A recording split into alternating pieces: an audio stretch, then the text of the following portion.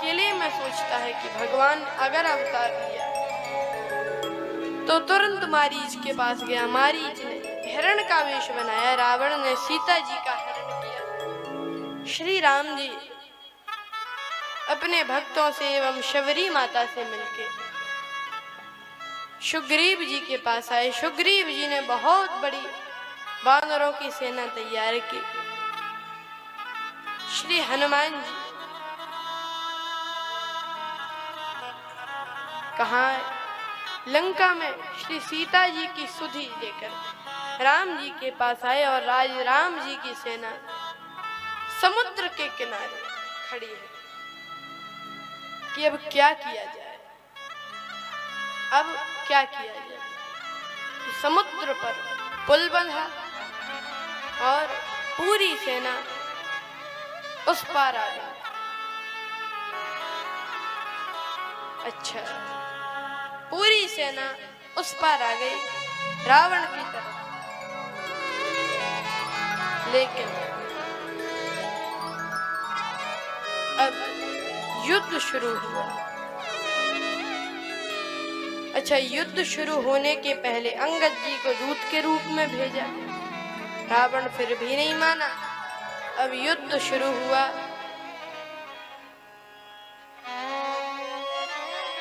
ये रावण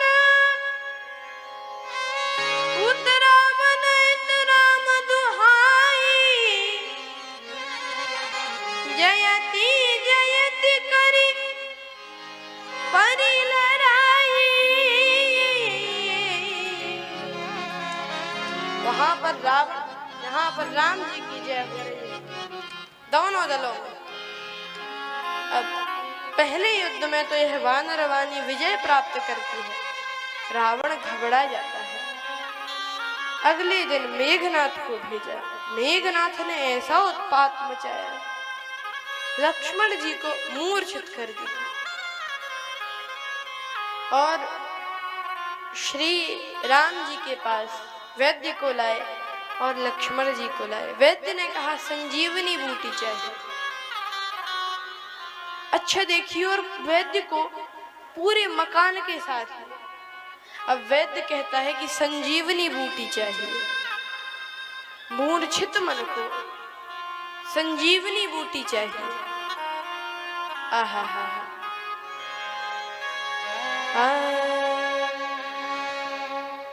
और राम जी के चरणों को हृदय में रखकर श्री हनुमान जी संजीवनी बूटी लेने गए।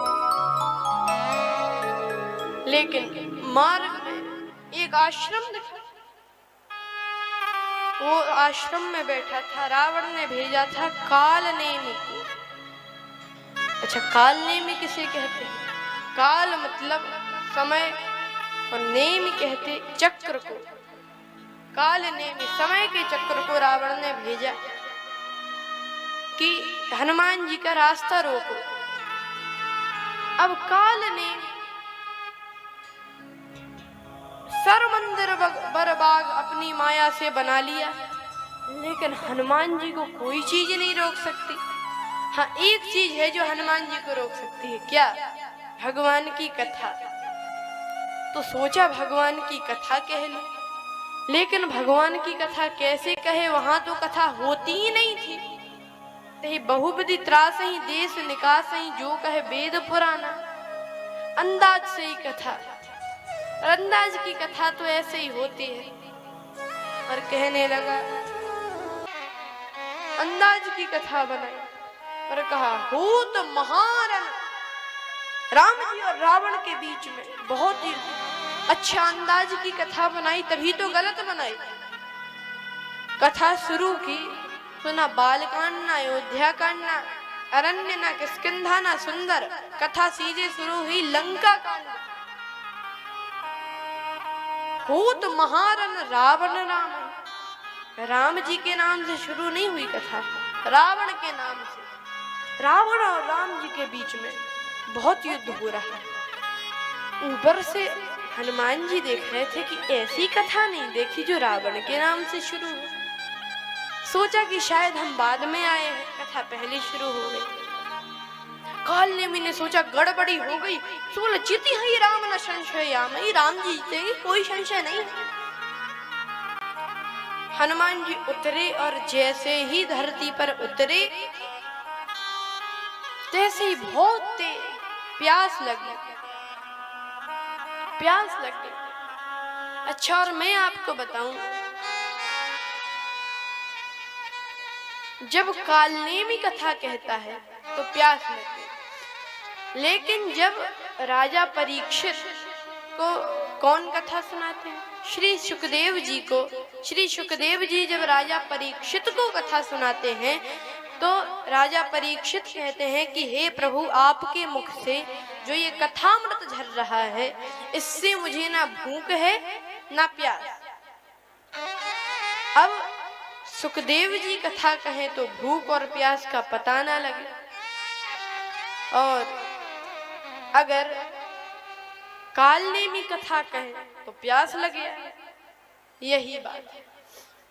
तो कहने लगे हनुमान जी की महाराज मुझे जल ग्रहण करवा दीजिए, बहुत तेज प्यास लगी है।